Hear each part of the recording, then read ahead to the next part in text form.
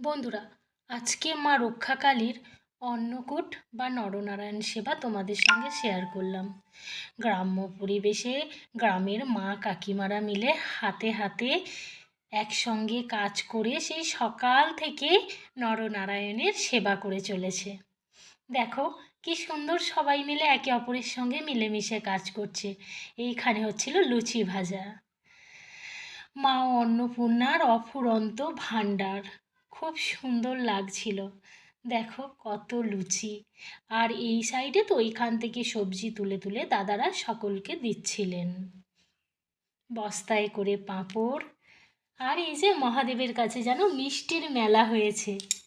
এত মিষ্টি কি মহাদেব একা খাচ্ছেন? না না, মহাদেব সবাইকে ভাগ দিচ্ছেন, সঙ্গে সঙ্গে ওনার আশীর্বাদও বর্ষণ করছেন। এই যে পরমান্ন বা পায়েস রান্না হচ্ছিল, দিদিরা করছিলেন রান্না। লুচি প্রসাদের আগে সবাইয়ের হাতে হাতে দেয়া হচ্ছিল। আগে মাকে নিবেদন করা হচ্ছে, তারপরে সকলকে দেয়া হচ্ছে। খুব ভালো লাগছিল আমার ওনাদের সঙ্গে সম্মিলিত হতে পেরে।